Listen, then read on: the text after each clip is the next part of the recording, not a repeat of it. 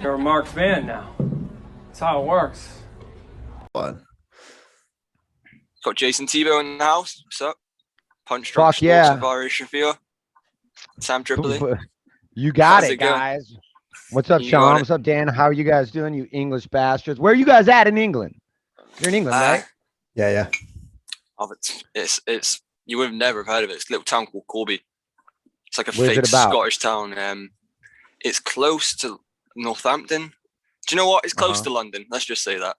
It's about an hour train from London. Right. I'll That's tell not you bad. I'll tell you the origin story. We're both from the same town. I live in Weymouth, which is the south coast of England. So it's where they did it's where they did the 2012 sailing Olympics. Okay. So I don't know if that helps. Yeah, everybody knows that. Yeah. 2012. Why didn't you say? But yeah, we come from this town in the middle of England, and a bunch of Scottish people moved there during World War II for the steelworks, and they never left. So we're the offspring of these quasi-English Scottish people. That's why we got a weird accent. Oh, okay. Yeah, All right. So, We're half Scottish, basically.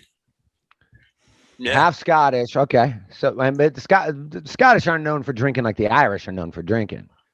No, yeah, Who Irish drinks do. more? I go Irish probably first, then I say English people before Scottish. Well, Every English person I know can knock down drinks, no problem. yeah, I went to. I'm the exception. I'm a pussy. Yeah, no, same here. Are you really? We drink. I was just thinking that ciders. about you. We drink, I was just thinking that about you, Sean. Thanks, man. Appreciate it. I went to Ireland for the first time when I was 25, meeting some lady. Yeah.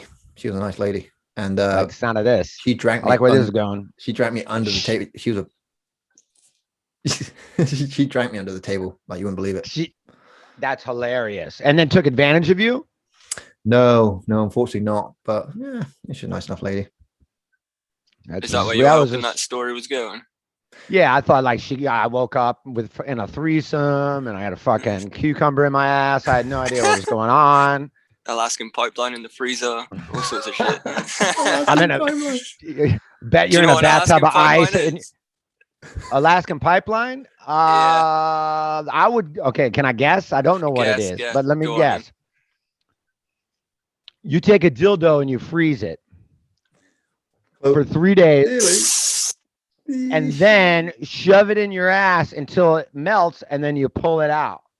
Oh, yes. Do you know what? You can have a point for that, but right. Okay. It's when you shit in a condom, then put it in the freezer. Then use it as a dildo. That's a fucking, I mean, all of it I'm down for. Sounds great. Hopefully a little early in the evening for me to get into an Alaskan pipeline, but it's not off the table. It's not off the table for the evening. But the shitting in a condom thing, it almost requires like help from a buddy.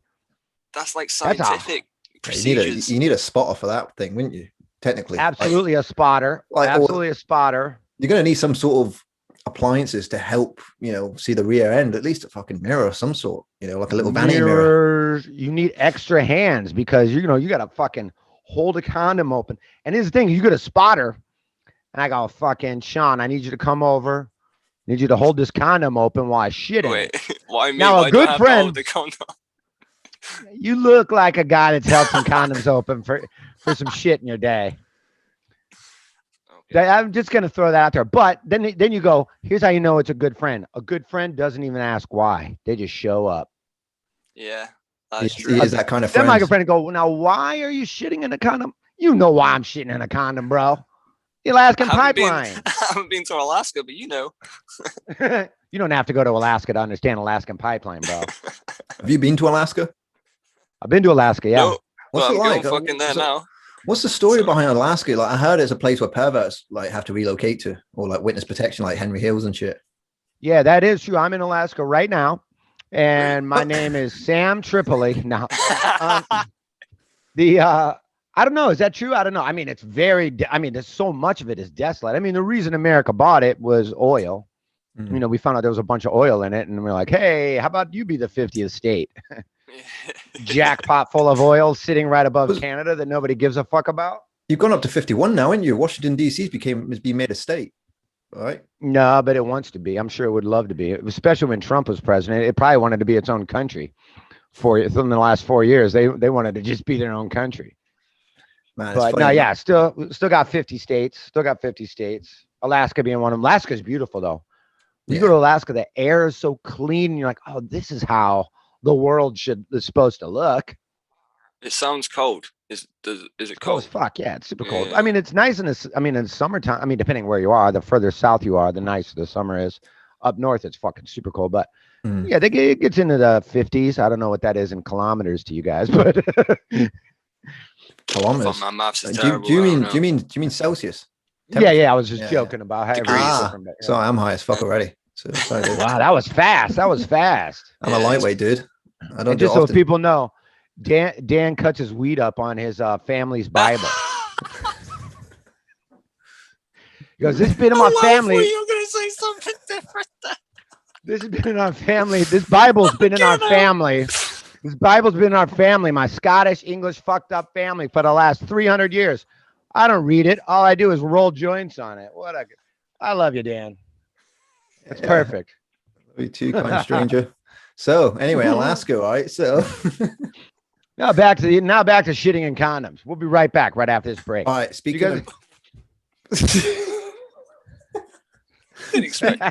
Speaking of Alaska, right? I watched a really shitty film that takes place in Alaska called The Fourth Kind with Mila Djokovic. It's a fourth kind. It's that alien paranormal film where she's trying to contact. All right, this film's a con, right? So I watched this a long time ago when I was like 17. I watched it in the cinema, and the whole premise of the movie is that there was actual real found footage that's filmed alongside the real scenes being reenacted by Mila Djokovic or whoever. Okay. And it's quite frightening. Like, this real footage really adds the tension and all that. And then by the end of the film, you're like walking away from it. I can't remember how it ended. It was that fucking long ago. And I didn't watch it all the way through the other day, so because it's a shit film. But you find out when you go on Wikipedia that none of the actual so-called real shit actually happened. That was also part of the fucking ruse, you know? Oh, that's kind of like how the Blair Witch was. Remember the Blair Witch Project? They actually even said, oh, fuck it. That's what made me so angry. I like Blair Witch Project. No, I look like the guy who likes Blair Witch Project. I mean, it's all right. I didn't mind it when it first came out. Everyone was like, because it was so, especially in Hollywood, it was so brilliant and everybody loved it because they made that movie for like $40,000. Oh yeah, it made like $300 million. That started the found. Well, people claim that started the found footage genre, but actually there was a film before that in the 80s called Cannibal Holocaust. It was an Italian film, and it was so fucking realistic that the actors in the film had to disappear for a year just to keep up this marketing sort of thing. I like that. Blair Witch Project did the same, didn't they? No, wait. Fucking, you're gonna love this, right? So Cannibal Holocaust, right? It has the premise is that this Italian journalist group went to, I haven't even watched the film, but they go to this like centennial kind of tribe, you know what I mean? Like people that have never ever been a part of modern day anyway. So one of those, and they're killing animals. There's some graphic shit in there. Just look it up, right? It's graphic as fuck. It was so convincing that people thought it was real, and the director got arrested for murder. So the actors had to come out of hiding just to prove that they were still alive. Whoa, that's insane! And that's all done. What year was that? 1984, maybe around that. But they should do a movie about that movie. Yeah, man. Well, it got banned. It got banned. We'll edit this bit out because that's our idea. We'll copyright that right now. Boom. It didn't come out in the UK because we had really stringent censorship laws up until about 99. So films like The Exorcist, films like Texas Chainsaw Massacre, they were all banned in the UK until like 99 because they were under that pornography video nasty banner that came about in the 80s because people started getting video cassettes so they could just fucking make their own movies and shit. Mm-hmm.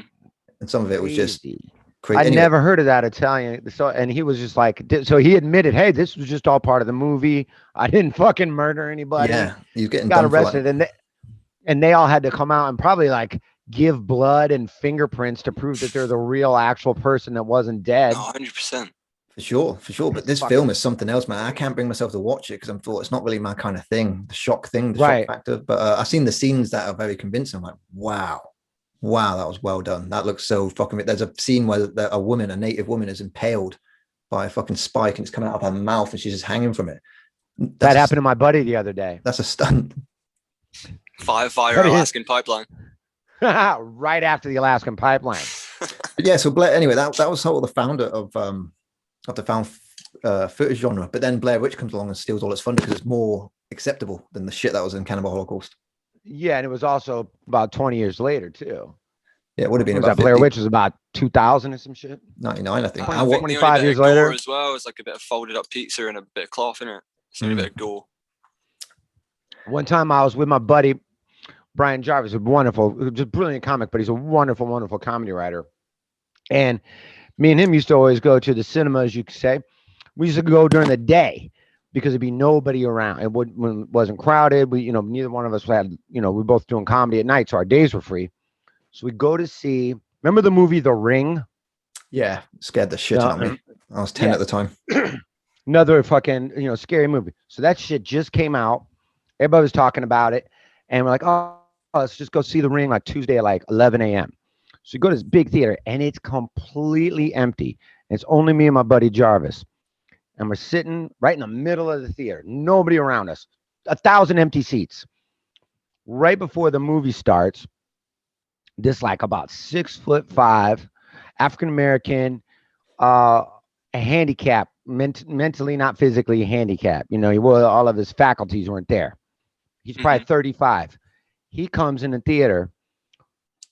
There's 998 empty seats in this 1,000-seat theater.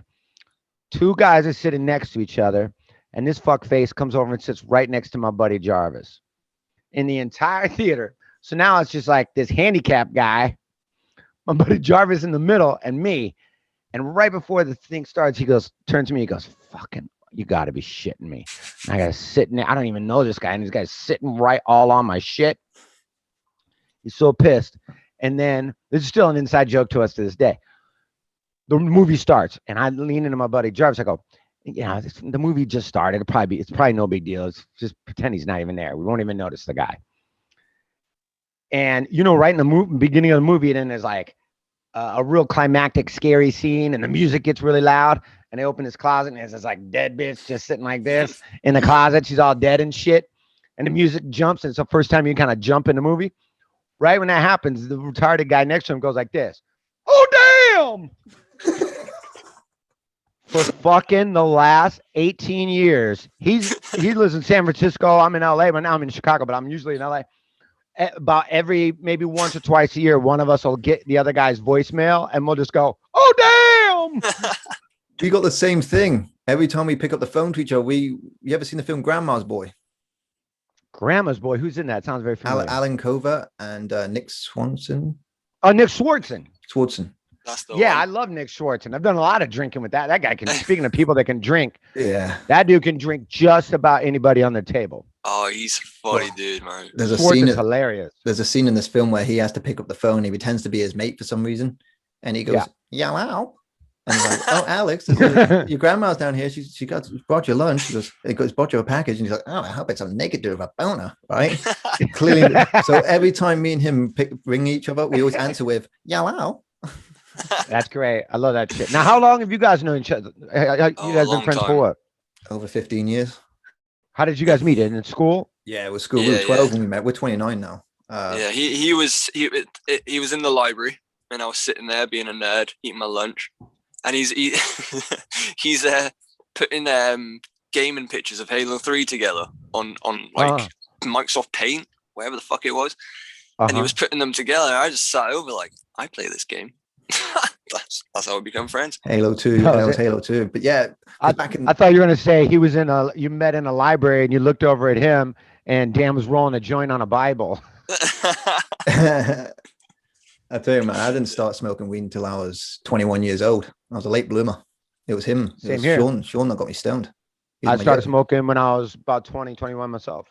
Yeah, nice. I think that's the right age as well, because like if you start smoking, I've seen people that start smoking like 14, 15 and their brains just mush by the time they're in their 20s. Well, and then that becomes their identity. Mm. They just, when you're 14 and you become a stoner, you're so fucking young and impressionable. Young, dumb, and full and cum is how, my grandmother used to say it. But that becomes their whole life and their whole identity. They don't ever try to find anything else other than pot when you start smoking that early. Mm-hmm. They sort of lose their direction, not because of laziness, but pot will make you lazy, but just because they think, oh, I know everything because I'm 14. Because every 14-year-old thinks they fucking know everything.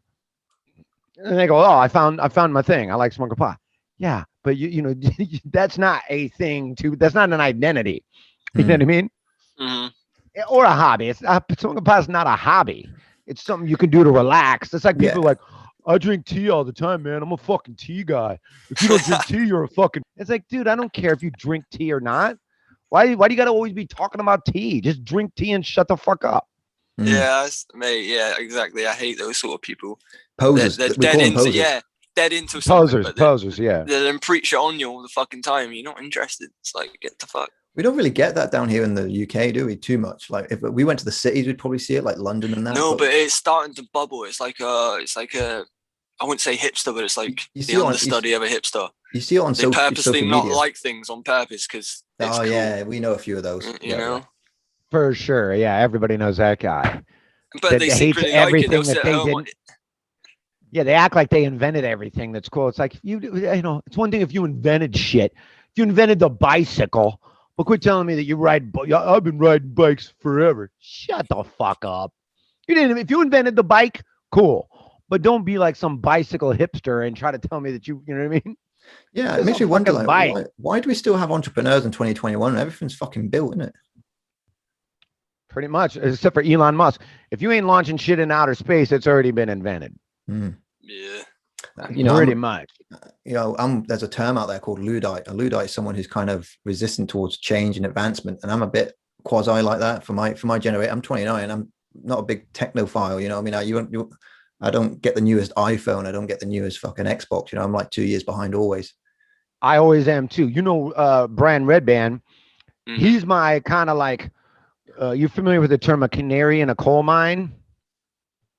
Nope. You know, all these coal mines, they had all these coal mines. Well, they would go so deep and the oxygen was so bad that they didn't even know if they could send humans down in there to keep mining coal. So they would put a canary in a cage and they would just lower the canary all the way in the coal mine. And when they pulled it out, if it was dead, they knew there wasn't enough oxygen down there. And if they pulled it out, it was alive, they would send people back down in there to mine more coal. Yeah, I get you. Red Band is my canary in a coal mine with technology. The iPhone 50 will come out and he'll have it for a year. And then I'll call him and be like, should I buy that or should I not buy that? You know, oh, you should wait 8 more months because the new one's coming out. I go, okay, thanks. Because that dude always has all the new shit. And I'm the same way. I'm not, if I probably have an iPhone 7 maybe. Until it breaks or starts slowing down or really pissing me off, I'm not getting the new shit just because it's the new shit. Yeah. There's a guy that comes to my gym. He's in this, like, fair play to this guy. He's in his early 70s, man. And he can, like, I work at a gym, right? So he can just like do incredible shit. He can jump up and down. He can do burpees, push-ups, you name it, man. This guy's fit. How old is he? 72, I think. 72, yeah. But he's always got the newest fucking Apple Watch or the newest thing, and he's always bragging about it because, you know, I think people do that as a way to make themselves seem more valuable than they are, even though it's a false sense of value.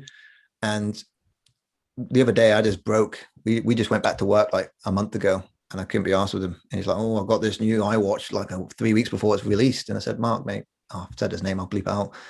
Like, mate, hey, Mark. Look at me, buddy. We're sick of hearing you at the gym that Dan Pike works at, talking about your new phone, talking about your new watch, talking about your new car. Hey, buddy, you've been around long enough, 70 plus years. How about having a real human connection, Mark? Okay, I got you. Sorry about that. Sometimes I get so worked up about this guy at the gym. I know. Fuck Mark. Well, this guy, I said to him, I was like, "Mark, mate, what happens when the fucking solar flare comes and our whole digital infrastructure is wiped out? Then what? What are you going to use? You know, I mean, you got to be in touch with the analog way and the digital. You got to be both digital and analog. You know, that's proper negative thinking. Mate, that's the doom and gloom. We had a power cut about a month ago, and it happened for about 3 hours. Nothing worked. Not even phones didn't work. The whole cellular tower within that region was gone. Right? It was like an 8-mile radius. People were freaking out. It was like Shaun of the Dead walking out the door and everyone's just on the phone like, hello. I was going to say, it's like a zombie apocalypse. So it made me realize, actually, I need to learn some Bear Grylls shit, you know? Yeah, true. It does hit home a little bit. I went through like 5 different scenarios in that 2-hour space. I started thinking about, fuck man, I should have got fucking cans. I should have got aluminum, as you guys call it. Should have got some fucking cans, some food, canned food. All that water, bottled water. Yeah, but then the power came back on. When it goes down, it goes down. And then everyone's like, oh, that's fine. Okay, thank God. Oh, and everyone's like eating. Some guy's eating his wife's leg and only been out of power for 2 hours. You're like, 2 hours, bro. You killed your wife. Do you hear us, Mark? Are you listening to us, Mark? You son of a bitch. Guess what happens to me, Mark? When my phone goes dead and the world starts coming to an end, I can tell what time it is by the sun. The star that the planet revolves around, Mark. I can tell roughly within 8 to 12 hours what time of day it is. What about you, Mark? What are you going to do? Look at your fucking $1 billion watch with your body of a 30-year-old and the brain of a 90-year-old? I'm sick of it, Mark. All right. I'm sorry, guys. This is Mark. Guys, really setting me off. Within 12 hours. It's either daylight or nighttime. Fucking kill me. Yeah, Mark will probably beat your ass. You know, I golf. I've been golfing a lot during the whole pandemic because it's really the only thing you can do. And on Tuesdays, I've been playing with all these guys that are all in their 70s. And I'm telling you, man, one is very inspiring to me because I'm in my 40s, but it's inspiring going like, man, these guys are in their 70s. They're still getting around. They seem just young spirited. It's just their spacesuit that they get to rent for 90 laps around the star is just outdated. It's breaking down. But inside of it, what's inside of it, that part of us that's eternal on our insides, dude, these guys, it's like talking to a 30-year-old dude. It's like talking to you guys. You know, it's just you guys got younger versions of spacesuits. You know, you guys got iPhone 7 bodies and they got fucking Motorola Razr bodies. Yeah. But the hardware's getting antiquated, but the software still works just as like, you know, any shit. It's so inspiring. And they were telling me that fucking these guys were in World War II. These guys did all this shit. And they're telling me, oh yeah, because I was smoking. We had lunch afterwards. 7 dudes. They're all over the age of 60, between 68 and 80. And I was smoking a cigarette after we were golfing and stuff. He goes, hey, how much are cigarettes? You know, none of these guys smoking. I got about $7 a pack, you know, depending on where you are and shit. Because man, I remember when I was in the Army during the war, cigarettes were 65 cents a pack. I go, no wonder everybody smoked in the 50s and 60s. It was basically free. You know? Yeah, that was rampant back then, wasn't it? Smoking was just like normal. Everybody, you would see TV shows. Everyone's smoking on TV shows, all the commercials. All the talk shows, people would be smoking while they're interviewing each other. It was just, people just smoked back then. They didn't when did that stop for you? Like in America? Like when was that phased out? Smoking in bars and shit? Probably in the 80s. Wow, we were 2007. Yeah, ours was recent, 2007. Yeah, in the 80s. We were like 16 crazy. When we were maybe like, we were 15. Yeah, we were in school. So. We didn't start smoking. I didn't start smoking until I was 21, so I missed out on that phase. That's crazy. But you know what? As a smoker, I'm glad we don't smoke indoors, man. You know, me too. And I'm a smoker. I mean, we should. I'm glad we don't. We should do what the French do. The French and the Spanish have got quite a good handle on it. You know what I mean? They have really good designated areas to smoke where it's almost like part of the building. You know, I went to Amsterdam. On the inside or outside? Kind of both. It's weird. It's like a shed, but like a heated shed. You know what I mean? Like, or in some nightclubs, don't give a fuck and you can just smoke. Yeah, there are bars. I was just in a bar the other day where you could just walk in and smoke. But you notice it. I walk in and I was in there and I'm like, I'm gonna go outside and smoke a cigarette. Hey man, you could smoke right here at the table. I go, yeah, but everyone's gonna be eating. I don't want to be smoking around people eating. Like I can go outside, smoke one cigarette, come back inside, sit down and eat versus I'm fucking blowing smoke on everybody. And like, I think smoking indoors, like when you do get the opportunity to do it, it's more of a novelty than anything, isn't it? It's like a little time capsule. It's like when you get it now in America, like you can go to certain states and just go to a coffee shop and smoke some weed. The closest we've got. All of Los Angeles is like that now. It's almost like Amsterdam. I mean, there's places they got coffee shops or whatever they call it. You can go in there and try. You can buy like a sample platter for like $20, and they'll be like, here's a little bit of each different kind of weed, and you can sit there and try a bunch of different kind of things and then see what you want to buy. I mean, it's amazing in the United States what weed has become in the last 15 years. From people going to jail for 20, 30 years. You know how mad I would be if I got arrested in 1978 for having half a pound of weed, and I've been in jail this entire time, and now it's legal and celebrated. I'd be like, you took half my life. Half my life is gone, and now it's cool to smoke pot. Are people getting exonerated? Cool? Are people getting exonerated? Or yes, they are at a very rapid pace. That's good. At a very rapid pace, but still, you're like 25 years of my life, and now it's cool because the government gets their cut. Now that the government got cut in on their cut, it's like, oh, sorry, I guess we were wrong about pot. No, we're run by fucking we're run by fucking idiots, man. They just see it as like, oh, that's geriatric, that's illegal. Yeah, geriatric fucks. Geriatric baby boomers running our country. You smoke weed? Fuck me, that's disgusting. those sorts of pricks, man, up their own arse, wear ties all the time for no fucking reason, just because it makes them. It's like fucking Paul Bag, not Mark. Paul Bag.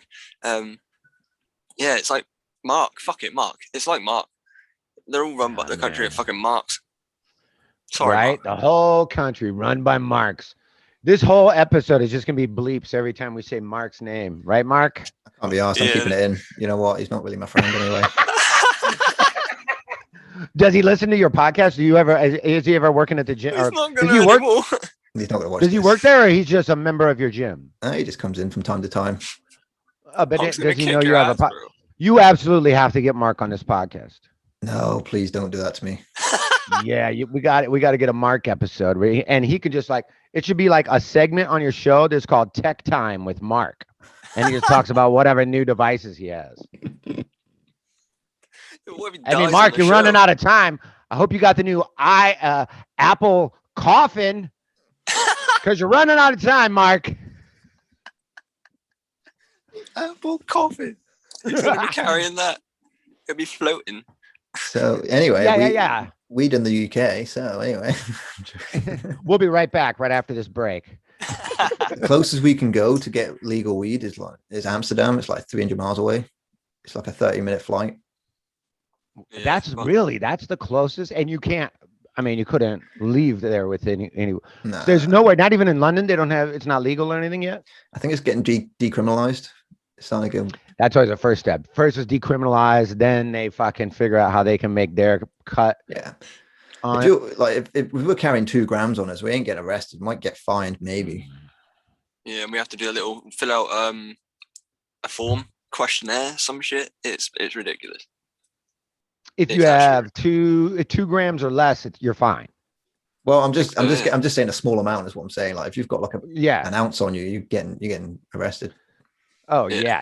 I mean, there's believe me, we're not talking about all of America's like Los Angeles or New York or Chicago. I mean, there's a lot of states where you got 2 joints, you can go to jail for 4 or 5 days for a fucking joint. They pull you over for. My buddy got pulled over in, I can't remember what state. It wasn't Texas, somewhere, some southern state. He was driving across the country, gets pulled over. He had half a joint in his ashtray in his car. Went to jail for like 6 days. Half a joint. Fucking hell. It's not like he had a trunk full of fucking crystal meth. He had half a joint.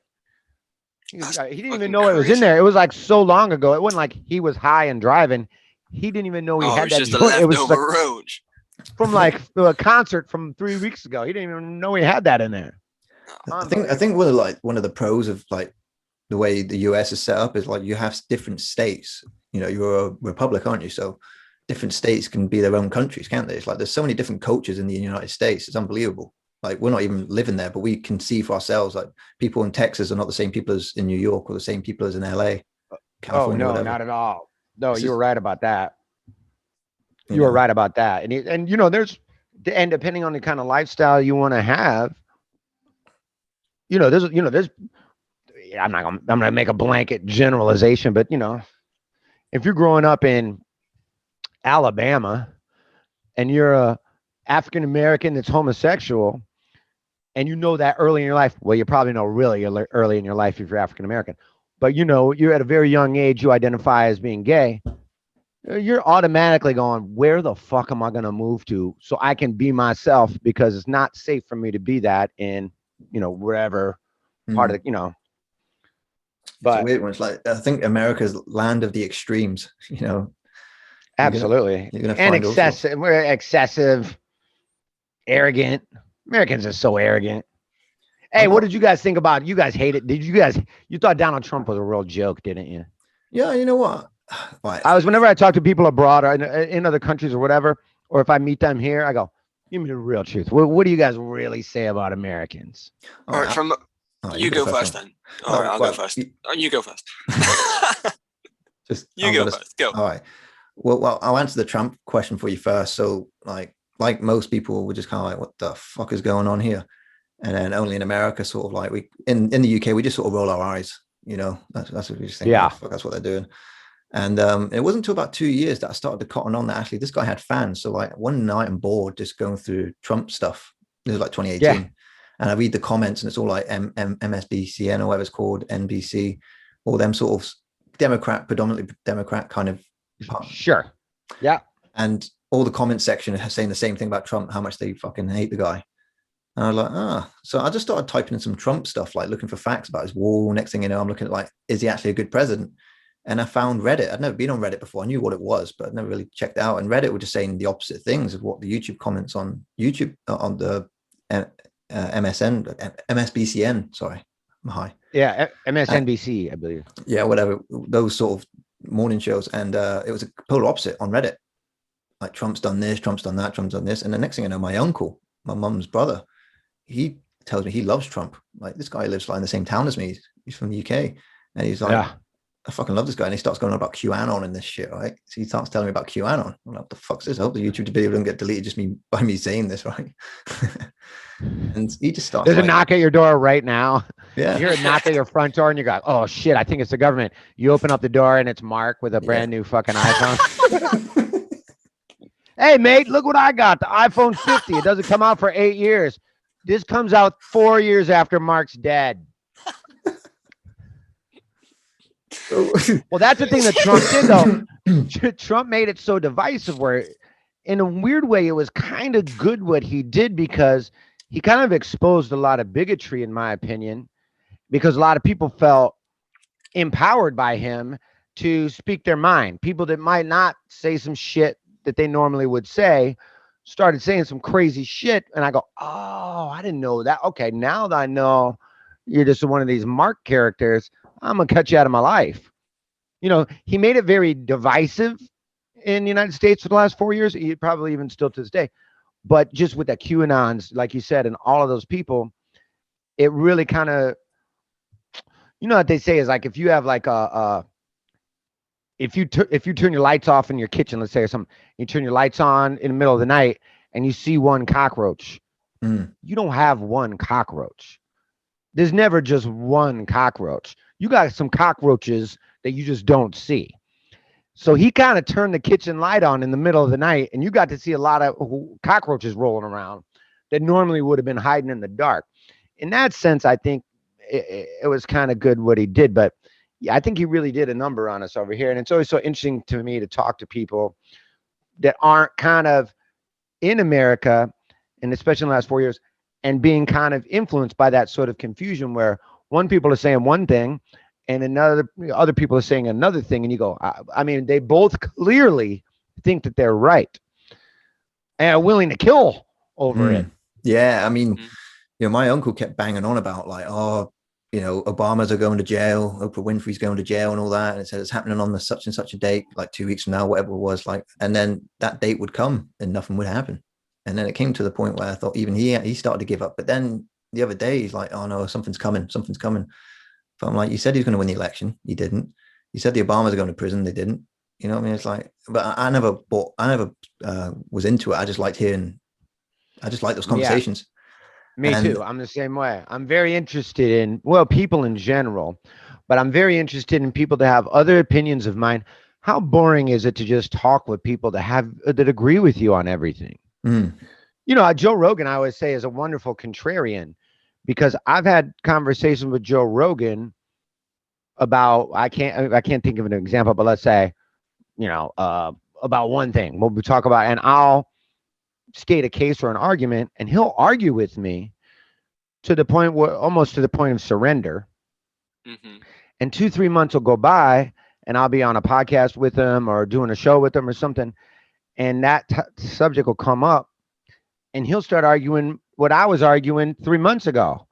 And I go, you're taking the whole opposite. And he goes, I just like getting people's opinion. And if you rile people up to an extent, you can really kind of it's almost like deconstructing the ingredients of a cake. You don't know what's in the cake, but if you start taking out all the ingredients, you go, oh, okay. Yeah. Okay. And what, say, makes people up, but what makes people's belief systems up is always fascinating. Yeah, that's interesting, the whole deconstruction thing. That's what I do. That's why I like going to the gym, because you're just doing a deconstruction of yourself. You leave that gym exhausted, completely worn out. Your ego's taking the back seat for once, and you just see clarity. You're in them now. You're in the moment. Yeah. And that's what I love. That's what I love about comedy. That's what was always my attraction to drugs and drinking and everything, because it forces me to be present. If I'm drunk, I can only be drunk. If I'm high, I'm high. If I'm in the middle of doing stand-up, I'm completely in that moment. Same thing with golf and like you say, working out, a lot of the things, even listening to podcasts, I'm in the moment and I'm present, and I'm not otherwise. I think that's why meditation, so many people love meditating so much, is because it forces you to be present. It forces you to be in the moment. Because otherwise I'm just losing the war in between my ears. Yeah. Nobody is meaner to themselves than themselves. The biggest bully all of us know is ourselves. Yeah. 100%. The first person to tell me I'm not good enough, I don't deserve it, I'm unlovable, nobody likes me, I'm not respected. Nobody ever says those words to me, but my head does. My head will tell me that. So I always got to constantly remind myself to be kind to myself. If a friend of mine or one of you guys, anybody that know or care about, were to call me and say, hey, I feel like a piece of shit, this is gonna fuck up, what would I say to them? I wouldn't go, you goddamn right, you fucking suck, idiot. Exactly. Unless it's Mark calling me. It's gonna, I'm gonna say nice things to that person and kind of talk them out of a tree.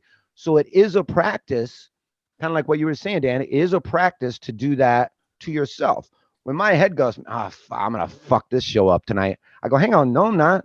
We're doing this for a fucking long time, and I wouldn't be in this moment if I wasn't deserving of it. But I have to actually say that to myself, because otherwise the echo is just fear. It's just the fear, which is just a natural human instinct. Yeah.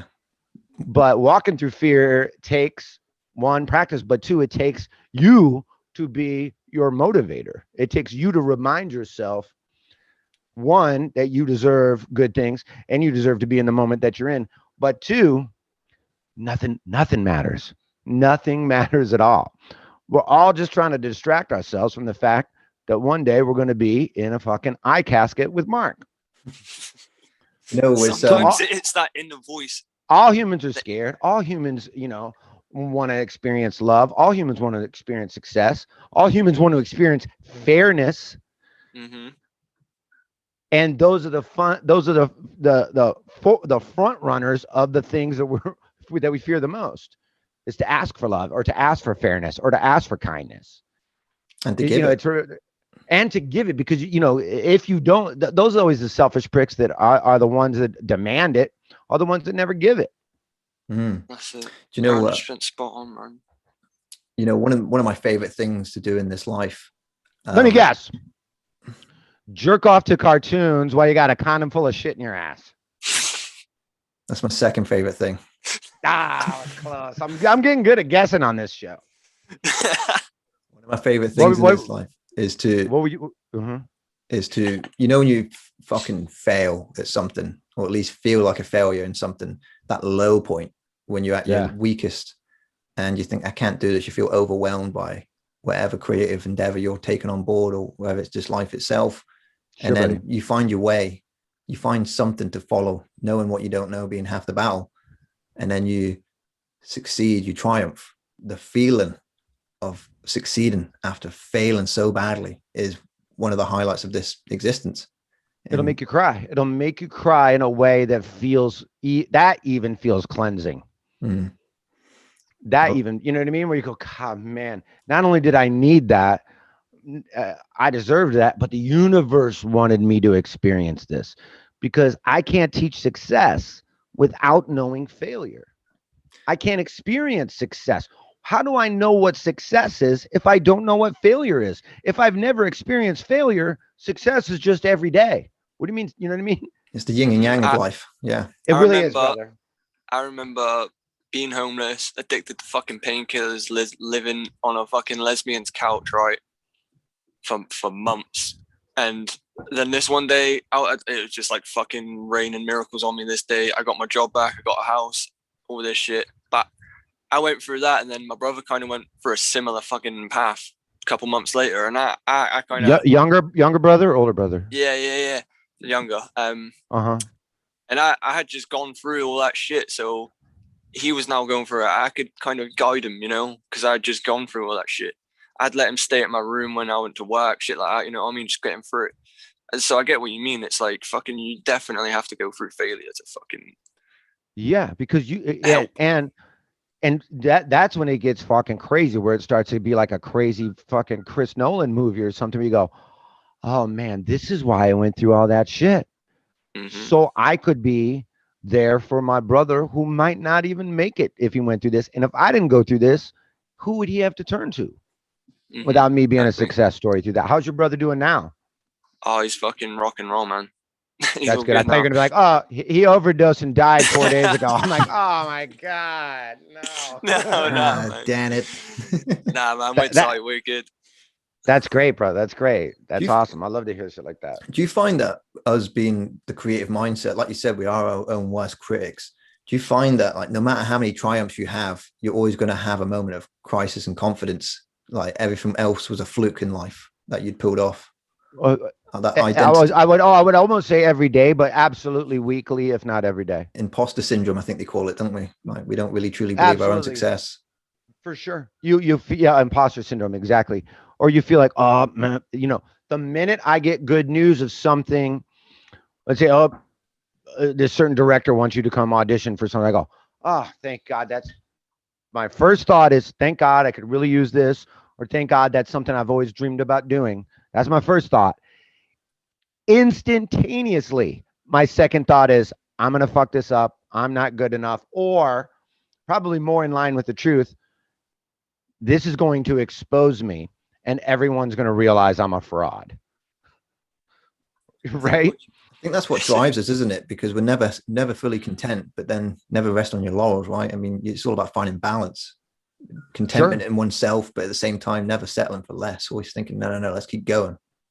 Be better. Sure. And again, to what we were talking about earlier, Dan and Sean, was that, you know, with that or within that is sort of that triumph story, is sort of like where you go, oh no, hang on. It forces you to be present, because if I'm in fear, I'm living in the future. I'm not afraid of right now, because if I'm in a situation right now where I am scared, that's a fight or flight thing. Someone's got a gun in my face or something like that. If I'm afraid of something I got to do next week, and then I'm afraid that people are going to realize that I'm a fraud, and then I'm afraid I'm going to lose everything. Now I'm fucking 2.5 years into the future, 30 seconds after I got a good news phone call. In 30 seconds, I'm 2.5. My wife is divorcing me, and I don't have a wife. In 2.5, you know what I mean? In 2.5 years, oh, my kids are going to hit me. I don't even have kids.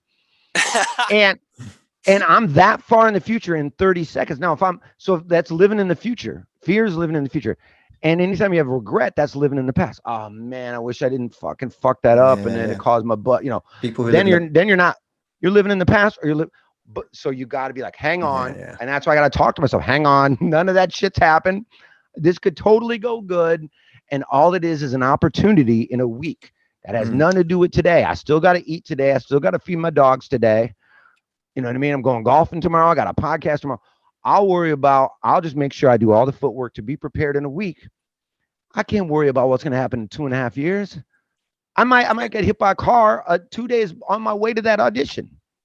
Yeah. And I spent the entire week worrying about shit. Yeah. Yeah. Because if I know I do something shitty, in the back of my brain, I know something shitty is going to happen in response to that. Whatever fate, like, you know what I mean? It might take forever, but it's going to get you. Yeah. Yeah, 100%. And when it tells you like, oh, I know why this is. Nah, fucking that Thibault podcast, fucking making fun of Mark. Fuck me. Oh man, if making fun of people on a podcast is gonna be bad karma, I am fucked. You do not want to be on an airplane with me. You know what? It's not even in a final destination situation. I believe in karma in a sort of cause and effect kind of manner. You know what I mean? It's not like something bad is going to happen to me for us shit talking about Mark. It's just that he will, if he ever did see it, I doubt he would, but if he did, he would just be like, he just wouldn't talk to me anymore, which is kind of a fucking good thing. So, he fucking watches this shit on whatever fucking Apple Watch he's got. On his We're fridge. live right now. Yeah, he's just doing burpees, fucking cursing all three of us.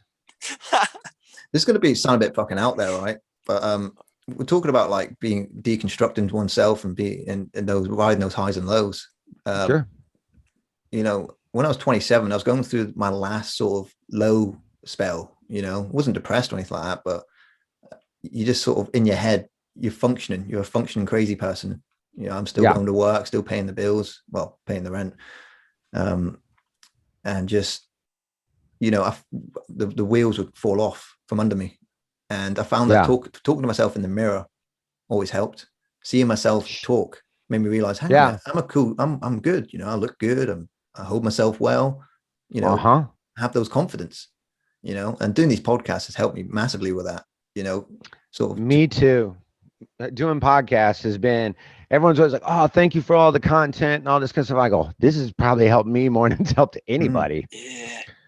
You know, I feel like I'm being honest all the time now, you know, like not just for content, just because it's a way of just fucking being honest and shit, you know. And it's like it's almost kind of like a lie detector test being on these things, because we put all this shit out there. Anybody can cross-reference anything we say. Exactly. We've seen podcasts blow up in everybody's face, right, Crystalia? We've seen that happen to a lot of people, you know? So you got, I guess I'm probably more honest on podcasts than in real life, because I feel less guarded. Not that I'm like a pathological liar in real life, but I'm much more guarded in real life than I am speaking, you know, into a camera in my room, you know, and having that go out to the world. Yeah, 100%. You know, because I kind of have nothing to hide. Yeah, when this camera goes off, I'll be back and sitting in my room smoking a joint, fucking being on my own. Do you know what I mean? Not because I'm a socially awkward motherfucker, but I think when you get someone on a podcast like you, for example, I'm drawn to the honesty, you know? You're a comedian, you like to make jokes, but you talk so much fucking good shit. Like, I'm drawn to that, you know? Yeah, thanks. And I feel the same way with all the podcasts I listen to. It's like so many of my friends, I'm like, man, I didn't know this about your life. And you're like, I never really talk about that. And then, you know, I think in a lot of ways, I mean, podcasting, I think has really changed just about everything. I mean, it pretty much killed regular radio. I mean, who wants to have to listen to the radio and have to hear fucking corporate commercials and not hear people talk how they really talk? Oh, I apologize that you guys just accidentally heard somebody say shit in the background. It's like, I would never apologize if we were having fucking a couple pints right now somewhere in your area, and you know, somebody walks in and fucking hell. I wouldn't be like, guys, I'm sorry you just heard that guy over there say fucking hell. Hey, Jason, you know, this will make you laugh. This will make you laugh, right? So talk about censorship on the radio and on the TV, right? I remember in 2017 when we had an incident in London called the Grenfell fire. It was this high-rise building that went up on fire, and because of the cladding, the whole thing the fire just killed quite a lot of people. You know, that was like a real low rent people, like we call them council estates. Like, we call them council estates. I remember that fire. I remember that. And I was watching it live the next day, like BBC News, and I was like 10 in the morning, and the journalist is going around interviewing people. And one of the guys who happened to live there, he was a black guy, and he just said to the microphone, he said, oh, it's a fucking disgrace or something along those lines, saying that they're trying to wipe us out. And the woman's like, oh, I'm so sorry that he swore there. And I'm thinking, this house just fucking burnt down. Let the guy swear. That's your biggest concern. Yeah. That he let the F word go. That he said, fuck. Oh, I'm sorry. I'm like, how about my family's in there right now? I'm sorry. I'm a little upset. This was the next morning. Yeah. But yeah, it was fucking dreadful. It was awful. Unbelievable. PC culture's gone way too far, man.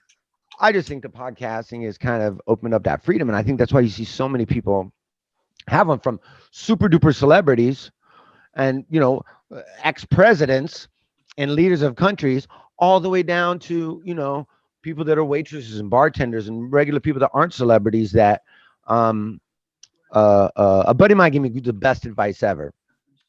This guy, Jimmy Schubert, who's a great comic. And, he's about, 15, 20 years older than like my generation of comics, are like Ari Shaffir, Tripoli, Duncan Trussell, all those guys. He was doing it before we were doing it. So we always kind of really look up to him. And I was interviewing him in a very early podcast.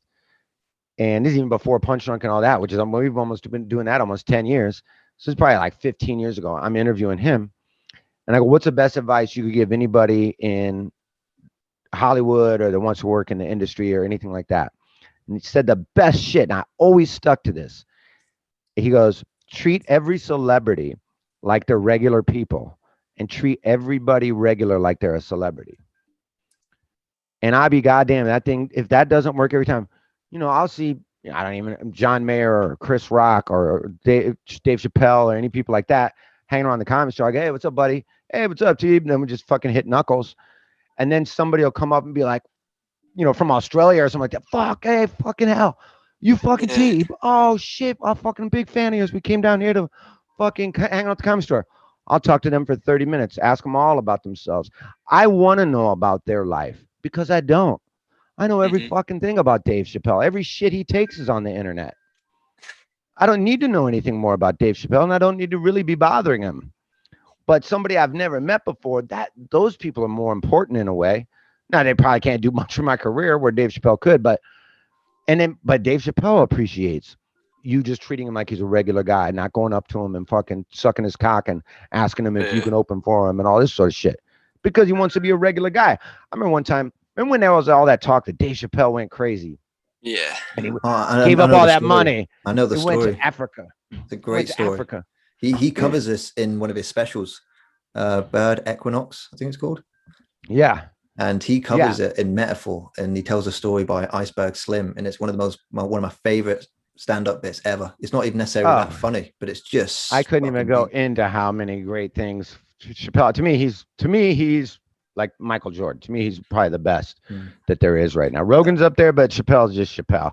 Yeah. So he came back from Africa, and he was just popping into the comedy store, and he would just hang out, and he would go on stage. It was before even anybody you would even see on the news, oh, Dave Chappelle's doing comedy again. He would just show up at the comedy store, hang out, have some drinks, smoke weed. He'd go up and do like 10, 15 minutes. But then he would be hanging out like in the back, like 1 o'clock, 2 o'clock in the morning. He would still be there. And to me, he's like almost like a god. I mean, he's like one of the best comics. He's a very nice guy. I couldn't tell you how nice Chappelle is. One of the nicest men in comedy that you will meet. And I was walking now it's late at night. He went on to let's say 10 p.m. And it's about 1 a.m. And I went on 12:30. So I'm still hanging out, drinking, smoking pot, trying to get laid, whatever I'm doing.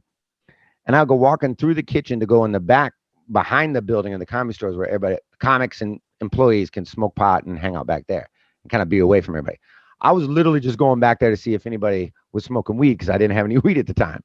So I'm like, I bet there's somebody outside smoking a joint. I'll go see if there's anybody out there. I go walking by, and Dave Chappelle just sitting in the kitchen bar talking to the bartender, and he's got his little speakers, like probably some shit Mark would have, some real nice speakers that are Wi-Fi connected to his phone. He's listening to Lauryn Hill. I think he's listening to Lauryn Hill. Oh yeah. Smoking a cigarette, and he's just sitting there talking to the bartender. And he went on 2.5 hours earlier. And I go walking by him. I go, hey, what's up, guys? To the bartender and to him.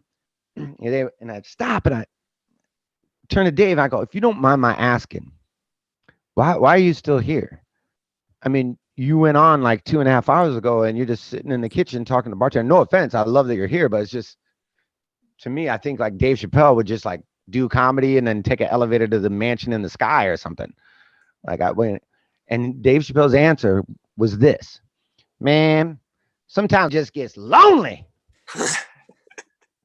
And you dehumanize these celebrities. You don't think they get lonely. You don't think they just want to talk to other comics or talk to a bartender or get out of the fucking house or meet new people or just have real human experience. And I go, that's the greatest answer I've ever heard, man. You don't think of Dave Chappelle being lonely, because they're famous and because they're wealthy and successful. You go, oh, these guys could be doing anything they want. Why would they be here talking to us?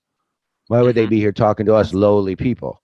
And when he said that, it kind of shifted it to me. I'm like, oh yeah, you're just as human as me. You can't fly. You can't shoot lasers out of your eyes. You're just a funny, talented guy that's been successful. My mum said something to me that really kind of changed my perspective on a lot of things. I was climbing that. I was part of the rat race in my early to mid 20s. I decided to go up that corporate ladder. I was working as an IT analyst, and it was the most money I'd ever made at the time. It's not a lot of money, but at that time, it was the most I'd ever made. I was basically speaking French for the retail stores and helping them fix their tills, their clothes, whatever went wrong. I was the IT guy. And the job was killing me. Like after like 9 months, my mum and all that was so proud of me because I decided to learn French when I was 21, and they thought it was silly at first. But then as soon as I fucking started getting paid for it, that was it. They were praising me. And right. But the job was killing me after a while. It wasn't for me. I was a free bird. I can't be sat at that desk. It was making you nuts. Yeah, I couldn't write anymore. I was just getting stoned every day. Just can't wait to go home and get stoned. That went on for like nearly 10 months. And eventually I left the job and all that, and everything got better. But my mum said to me, about these, especially above me, those corporate wankers that make all the big bucks. My mum said, they're not even that rich. They're just broke at a higher level. And that changed everything for me. I love that. Because these so-called A-listers, say, for example, they might make $10 million per movie or whatever, but they got to pay PA, they got to pay their security, they've got to pay insurance for kidnapping. You know what I mean? They got to pay for that big mansion, and that mansion doesn't just, you don't just buy that mansion and that's it. You got to pay for the upkeep of that thing. Gardeners, caterers, fucking maids. You just broke at a higher level, man. I remember one time when Shaquille O'Neal came to the Los Angeles Lakers and he signed a contract for like $120 million. And that's all anybody could talk about. And somebody said to Shaq, who I think is hilarious, and he's very smart. Somebody said to Shaq, well, how do you feel about making $120 million and being that rich? And Shaq said, somebody signed my check. So somebody has enough money to hand him $120 million, no problem. He goes, you're not talking about that person. Why are you talking about me? I'm just an employee. Yeah. Money didn't come out of a money tree. Somebody wrote me a check for $120 million. So there's somebody way richer than me out there. So while you're talking about how much money I have, why don't you talk about who just wrote me a check for $120 million? Yeah, that's a whole level of rich. Like, you wouldn't even know. Well, I can't even imagine. It's like trying to think of a color I've never seen before. That level of rich. Oh, I know. I can't even $5 million. I'm like, you hear people go broke. People go through $100 million and then they're broke. I go, what the fuck what did you do, Mike Tyson, to lose $400 million? Because I don't think, because I've never had that much money, so we'll never understand till we do. But that was never his money. That belonged to the managers, the agents, the PRs, the Don Kings. He said in his special that in his he had on HBO, there's a Mike Tyson one-man show that he did on Broadway. Spike Lee produced it. It's really just him talking about his whole life. It's almost like a one-person podcast for 90 minutes. And he said at one point in time, I think he said he was responsible for like 800 people's cell phones bills. Every month he had to pay 800 people's cell phone bill. I can barely pay mine. Well, here's an interesting story for you, Jason. So in our hometown in 2012, we have what's called the Euro Millions. It's the lottery, but it's for all of Europe. And these bus drivers that our parents went to school with, they were like in their 40s or 50s at the time. There was 12 of them, all part of a syndicate, and they won the Euro Millions. They got £3 million each, which is about $5 million, I think, maybe. Wow. And 12 people won that. And one guy got told while he was driving the bus on a Saturday morning through the radio, says, "We just won the lottery." He slams the brakes and tells everyone to get the fuck off the bus. That's somebody who hated his job. Yeah, but here's the thing. It gets sad because there's that initial, elation, whatever you want to call it, that euphoria. But then before you knew it, some of them had to leave town because people were hitting them up on the street for money. Whole family members telling. Oh, if I won the lottery, I would never, ever, ever tell anybody. We want to get. I wouldn't tell anybody. I would because one, people are going to come out of the woodwork and want shit. Two, you're a target for crime. And three, I think it would just be so fun. If I won like $50 million, I would take like $5-10 million, keep that for myself for the rest of my life. Do you know how much fun it would be to have $30-40 million that you could fuck all with and just donate it to change people's lives? Do you imagine what it'd be like to give $500,000 to a homeless stranger? Yeah, man. I mean, the amount of pleasure that would bring you, but anonymously. Don't do it for credit. Don't do it on HBO. Don't do it on the news. Don't do it in front of a hot chick. Make a YouTube video. You know what? It's not. Don't have your phone on. Just go, "Hey, look, man. I've been walking by you every fucking day when I go to get my coffee. And you seem like a good guy, and you don't seem like a crazy, you know what I mean? I know you're just bad on your luck. Don't tell anybody where this came from. Don't, just good on you. God bless you." And just give them that and just walk away. And don't ever tell anybody about it. But that would be some badass shit right there. That's a movie right there. Well, it is a movie. Have you ever seen In Time? Oh, for fuck's sake. With Justin Timberlake? Yeah. Have you seen? What's it called? I love Timberlake. In Time. Oh yeah, is that where they have the shit on their time wrist? becomes the currency. Yeah, that's a great movie. That's by Andrew Nicoli, I think his name is. He did Lord of War. He did Simone. He wrote the script. You know your movies. I know everything. Oh yeah, I'm Asperger's to fuck. Let me ask you, is that right? Let me see. Let's see if you got an elephant's dick. Let me see it, bro. Let me see what you. Mate, I am hung. Let me see that pike, Dan. I'm pretty hung, dude. Trust me. And people say he said that like he was about to fight me. I'm a grower, not a shower. I'm a grower. Look, man, you don't want me to take my coat off, bro. You don't want me to take my coat off. Yeah, but let me ask you if you saw this movie, because I just watched this the other day, and I'm still trying to wrap my head around it. You see, Tenet. Yeah, I hate it. I hated it too. Never seen it. Thank you. You're the first person to be like, "Oh yeah, well you just got to watch it twice." I go, watch it twice. It was like 3 hours. I watched it twice. And it was so confusing. I get the plot. Did you? Doesn't make it a good film because it's loud. I mean, that could have been a 1 hour show. That could have been a 1 hour thing. It could have been louder, like dialogue wise. That's what it could have been. I had that same problem too. I had my TV turned on to like 50. And then when the movie was over, my regular TV came on because I was watching on like streaming. And then my regular TV came off. My ears started bleeding. I think it's very pretentious. Like Christopher Nolan expects people to. His argument. He's always pretentious. He argues that the dialogue's not important. It's about the experience. I'm thinking, yeah, but this is a very complex plot device. You need to. Inception was easy to understand because the exposition was on point. That's a Stephen Bay fucking type of thinking. That's not Christopher Nolan. That's a weird thing for him to say, isn't it? He said it. Yeah, but I that's funny you said it, because yesterday I was fucking golfing with all those guys where I was talking about that movie, and some of them seen it, some of them hadn't. And I go, it's kind of like if Inception sucked. Yeah. I mean, don't get me wrong. I do like the stunts in it. I'm not going to spoil it for Sean, but it was absolutely. I'm not going to watch it. If you watched it twice and you think it sucks dick, then I'm not going to watch it. Well, if anybody's listening, I won't spoil any of the plot either. But there's a bunch of shit that happens backwards, and then the fights happen backwards, and then they start happening forwards later on, and then buildings are exploded, and then their reefs exploding, and everybody dies in the end. Spoiler alert. Wait, do you say spoiler alert in the beginning, or do you say that at the end? Either which way, fucked up movie. It doesn't matter. I mean, we're doing people a favor, but I don't know, that last act. I was like, where are we now? Why are we here? And when are we? You know what I mean? It didn't make any sense. I was absolutely super duper confused the whole time. And then I started thinking, am I stupid? Maybe I'm not that smart of a person. Maybe everybody loves this and I'm just not smart enough to get it.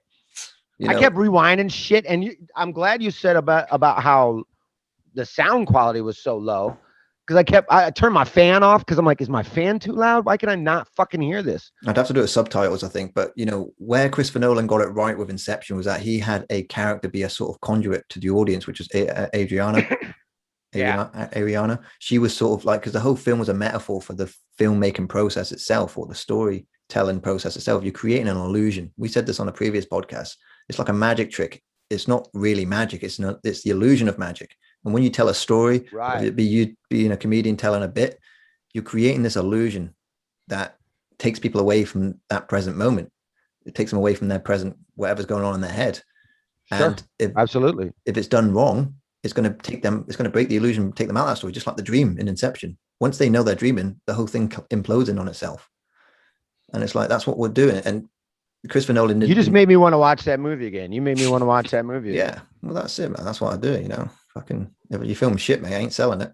But Inception's good. But Inception's good, and I appreciate it for what it is, and it really plays on a lot of, not tropes, but a lot of genre highlights, like the femme fatale, which is played by Marion Cotillard, Mal, the femme fatale, it's all these different hodgepodges of genres that really pays tribute to them, like 007 in the lower level Dream, Her Majesty's Secret Service. Nolan's always been a Bond fan, so he had it snowy in the bottom layer. You should write Nolan's fucking autobiography, bro. No, man, it wouldn't end. Or his eulogy. Leave Tennant out. Yeah, leave Tennant out. We don't talk about that film. Interstellar was okay, not as great, but it was good. I liked Interstellar. I like the fact they got a real physicist on board to actually design the fucking engine that they make the CGI with. That's genius. Yeah, two papers got made because of you that. Can watch a second time and appreciate it more, because the first time I didn't really. Second time, that scene when Matthew McConaughey talks to his son getting older and his daughter, mate, that's fucking hard. Yeah. When 13 years have passed by. I love that movie. 23 absolutely years. Love that movie. Hans Zimmer, straight down. I love listening to his music. That's crazy. The guy I moved with from one of my best friends. I mean, I lived with him in Chicago. Didn't live with him in college, but we met in college. But we were fucking roommates for like 8 years in Los Angeles. When we moved to LA, he was Hans Zimmer's assistant, sound engineer. Yeah, nice. Well, Hans Zimmer wasn't on Tenet, so I think that's one of the reasons why the sound mixing is shitty. And it's three things: Christopher Nolan being pretentious, Hans Zimmer not doing the soundtrack, and it having to be recorded and probably in a house. Yeah, because you don't realize how much sound means to a movie or a TV series. It gives it an identity, doesn't it?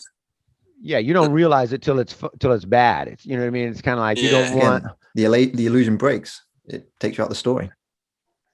Yeah, because because imagine Star Wars without John Williams. Imagine it was just fucking. You know what I mean? It wouldn't be the same. I mean, obviously the film. No, that makes everything. Now, how is it with? I was just talking about this the other day with my buddy Johnny. Because me and him always loved going to the cinema, going to not just watch a movie, but actually going to the theater, having that experience with everybody, popcorn, the whole fucking thing. And, I haven't been able to do that for 14 months now. Are people going to theaters again out there? Are they opening back up, or are they still, you can't do shit? 3 weeks time. But you know what I find? We're all kind of what we call empaths. Even though we're quite introverted, we keep to ourselves, but we're very empathetic, aren't we? Like, that's why we like going to the cinema, to experience the joy with everyone else. That's why I watch reaction videos on occasion. Not so much these days, but yeah, I like seeing other people's reactions. I'm empathetic, I like. I just watched a reaction video of Marvel just released this. Hey, we got all these movies that are coming back to the cinema.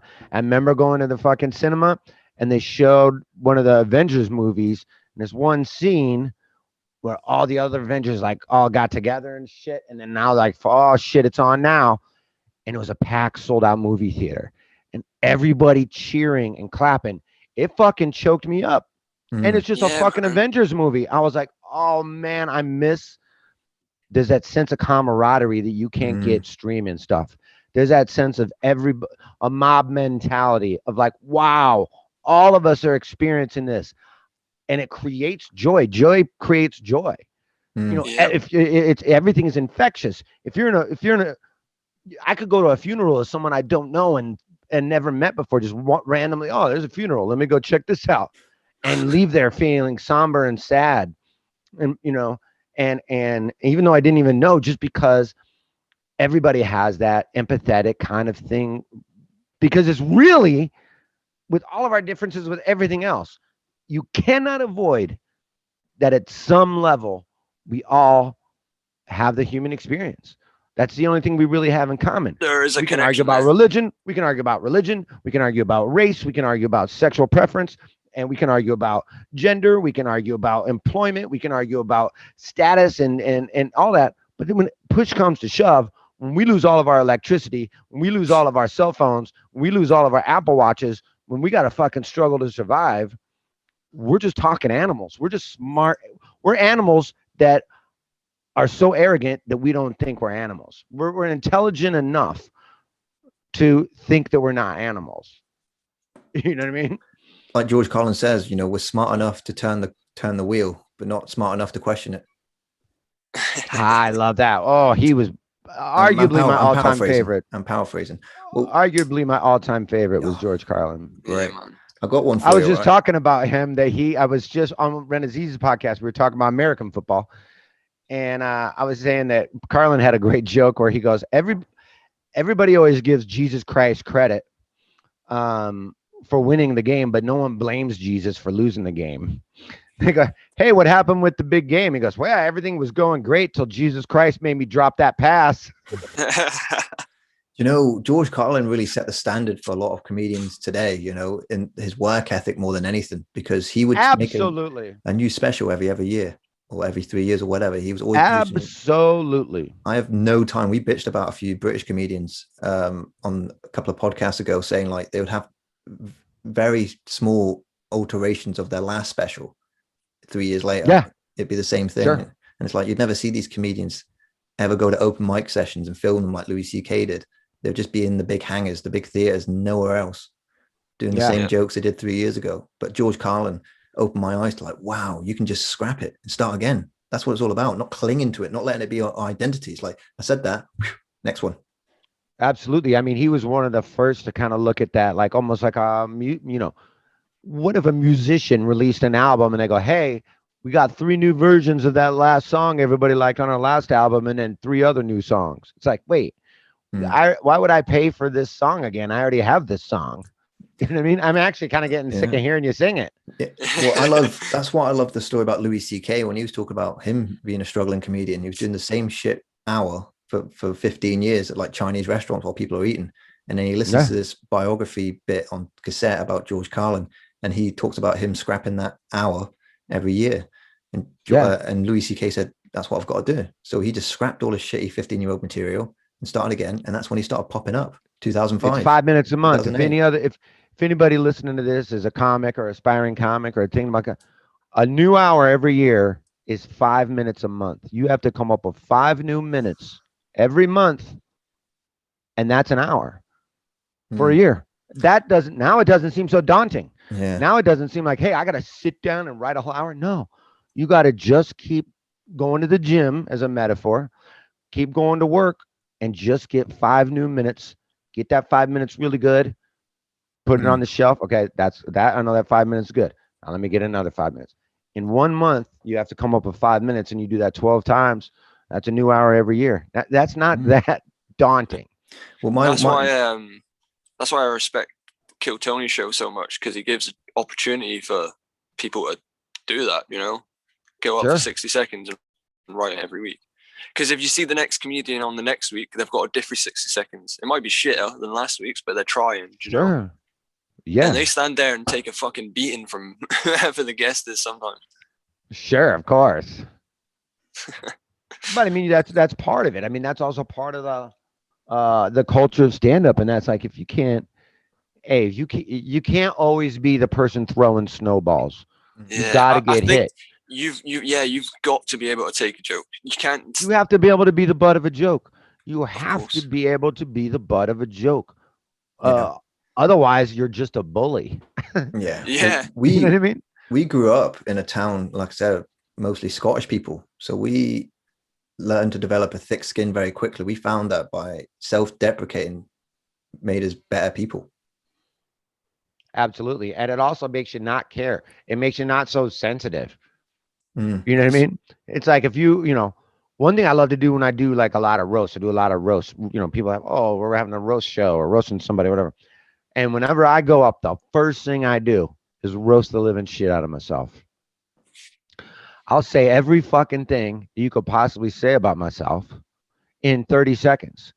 And then the rest of the fucking night, if anybody says anything about me, I'm like, yeah, I already said that.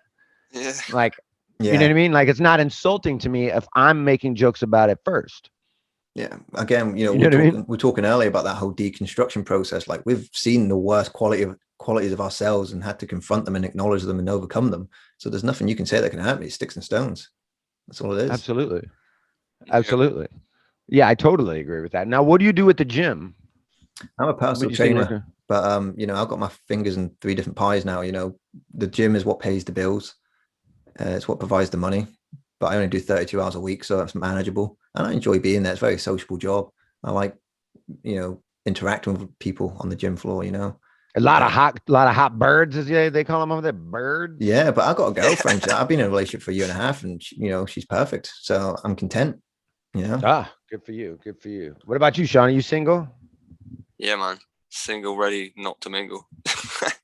Fucking Dan, fucking hook him up with some of those fucking hot pussy over at the gym. Well, I live 200 miles away, so he's got to move down here first before we can do that. I'm pretty sure. We're getting the wheels in motion soon. Just from looking at Sean, I'm pretty sure that fucker will drive 200 miles for some ass. He needs to get a driving license first. Yeah. I think he would steal a car for some pussy. You look like the kind of guy that knows how to steal a car, Sean. His brother would get him one. No, I'm joking. Yeah, my brother might be able to teach me. Yeah, you know what I mean? So like, I do the gym, but then I write, I've just finished a novel, and I'm doing the podcast. Wow. Yeah, I love writing. I love scenarios. I'm a big fan of Elmore Leonard. Elmore Leonard, that situational humor, dry, doesn't take itself too seriously, but it really, I'm all about developing characters, Just to clarify, Dean doesn't steal cars. Anyway, he doesn't. Elmore Leonard. I don't care about dragons and wizards and all that shit. I'm all about those 2 guys snorting coke in the room, what they got to say. That's my kind of story, that's what I focus on and build a plot around that. Yeah, for sure. I mean, it's just relatable to me. Like I'm the same thing, especially just for reading. Like I don't, you're like, oh, you got to read the fucking, all these like fantasy stories and all that. I'd rather watch a movie like that. But if it's like a biography or somebody telling their own story in their words, that kind of shit, I'll eat it up. That shit I'll read. I'll read that shit so fast because it's relatable to me. And it's something I'll be very curious about. I'm not curious about a dragon spitting fire on some fucking twat that needed her fucking pussy burned up. Anyway, no offense, women. No offense. I'm talking about dragons pussy, not real pussy. I love, like Inception, it's like that. I love that whole deconstruction process when you're trying to learn something. When you're trying to reach that level of mastery, they say something, it's like 10,000 hours to reach the level of mastery, whether it be playing the guitar, whether it be writing, whether it be doing stand-up comedic comic. It's there's the highs and lows that come with that. And it's such a buzz, it's such a thrill to reach the top and then doubt yourself again and then reach the top again. It's just like back and forth. The hero's journey is cyclical, isn't it? Yeah, and it's also like kind of like what, like you're saying, it's like that when you deconstruct, you're ultimately saying like, what's this person's motivation? I know it's kind of a cliche thing to say for actors, but you're really like, why is this person acting in this way? Well, then you have to kind of go backwards. You have to go upstream and go, oh, well, look at his relationship with his parents. Look at his relationship with his, whatever the fuck it is, wherever he came from. Look at how this person was bullied his whole fucking life. You see that a lot with serial killers. That's why they're able to profile these serial killers. Because they go, hey, we've seen this 15 times. What is the type of person we're looking for? Oh, it's this, it's this, it's this, it's this. And they're almost always right because there is a mixture of scenarios of bad shit that happens to people that causes them to kill multiple people. It's unfortunate, but there are those fucking patterns. Yeah. And that's just deconstructing, like, why would this person be doing this? Mate, some of those stories are fascinating. Every once in a while, I'll go down that side of the internet where I'm looking at like, the fucking mass shootings that go on, or just events in life that leave their mark on history. And you're like, what was behind that? I want to know more about the individual characters involved. And you look into it, and you're like, wow, man, Jesus Christ, what a picture! Like, what a fucking you hate to almost make them celebrities in a way where you're like, I don't almost privately want to look that stuff up. You know what I mean? Be like, okay, well, what was this guy? Why did this guy eat human beings? Yeah. Like, but I don't want to be like, talking about it and all that. So, you don't want to give them almost like credit. And you also don't want to have like copycat things, but it's, how could you not be curious about what would drive a person to decapitate 15 people or whatever the fuck? Not that I've thought about decapitating people yet today, but it's the psychology in it. You're interested in fucking. Yeah. I'm just saying, I probably will. Yeah. I think everyone's like, I could never murder somebody. I'm like, yeah, you could. Oh, you just can't imagine a scenario that would cause you to murder. Like Louis C.K. says, it's like, it just really sucks getting caught murdering. We really need the law against murder. Yeah, exactly. It's a great bit. Anyway, we got about 5 minutes left, man. We got to cut this short. It's getting late now, and I don't wait for. Oh yeah, I totally forgot, man. I'm fucking in. I could go on for another hour, mate, but it's just. Well, I'd love to do this again, guys. You guys are awesome guys. So have me back. How was Don Barris, by the way? Don Barris? Did we have him on? What's that? Oh, I thought you were saying you were going to trying to have Don Barris on. Brian Holtzman. You had Holtzman on. We were trying to get Holtzman, but like we're new. I'm surprised you even fucking replied to me, man. Like, we've been doing this since February. This is since February. You gotta get Holtzman on. Oh, that would be so good. I love Brian Holtzman. Yeah, Brian Holtzman is a comic. He's like, when he's going on stage, comics will be outside. Hey, you'd be smoking a cigarette. You're like, hey, Holtzman's about to go on. You're like, oh shit! And then take one last rip of your cigarette, and then you go in and watch Holtzman. Mm. Yeah, Holtzman has the balls that all comics wish they had. Yeah. Don Barris is like that as well, actually. So was what's his name? Freddie Lockhart. Oh, Freddie Lockhart! I love Freddie Lockhart. Yeah, he's great. But it's just love like Freddie Lockhart. Freddie Lockhart and I used to be neighbors, and we would always play video games. This is way when we both this is probably 20 years ago. Well, not neighbors. We lived about a block away, and we both would always play the same fucking sports video games. Play Madden on PlayStation. Yeah. So we would always want to play, and we kept a notebook journal of our scores every time, and it was like, it was 50 pages of just our scores, because he always used to fucking kicked his ass last night. I go, we played 4 games, you only won 1 of them. You got a real weird memory because you lost 3 out of 4 games. So then I had to start keeping a journal of all of our scores so he couldn't motherfucking say shit.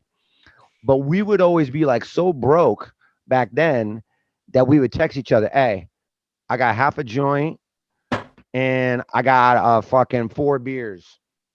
And then I'd be like, I got 2 Slim Jims, I got some leftover pasta, and I got a bottle of wine. Cool. All right, I'll come. Cool. And then we would just compile whatever fucking, because collectively we both had enough shit to get us drunk or high and a little something to eat, and then we would just fucking play video games all night. I love Freddie Lockhart. Yeah, man, he's awesome. He's fucking hilarious as well. And it's just like, it's all like Ice House crew, like Ryan Mervis. Yeah, Mervis. Davey Johnson's fucking hilarious. Johnny Pemberton. Love to get all these guys. Yeah. Oh, I love that guy too. Yeah. All these dudes, man, I love to get them on, but it's just, Duncan, man, I'd love to get him on. That's impossible. I think there's impossible. Duncan and I sold, when the summer I met Duncan Trussell, we sold within 4 days of knowing each other. We bought $100 worth of liquid acid and we were selling acid together. Nice. That's hilarious. Well, you guys are the best, man. Real quick, I just want to plug Punch Drunk Sports, me, Ari Shaffir, Sam Tripoli, on iTunes, wherever you guys listen to podcasts, Spotify, whatever the fuck. But give us a listen. Appreciate that. And then next week, I got a stand-up comedy album coming out called Covidiot. Recorded it at the end of right before the new year, right outside Chicago, during the pandemic.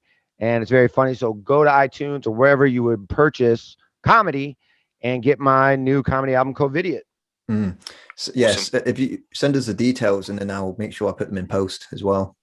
We'll do, guys. We'll do. Before you leave, real quickly, what's your favorite movie? See, that's tough, man, because I can go favorite comedy. I can go favorite. Oh, no, it's not. I know my favorite movie. It's Contact. Okay, I haven't seen it, but I heard good things. Contact with Jodie Foster. It was a book written by Carl Sagan that they turned into a movie that he actually never saw. It right before it premiered, he passed away.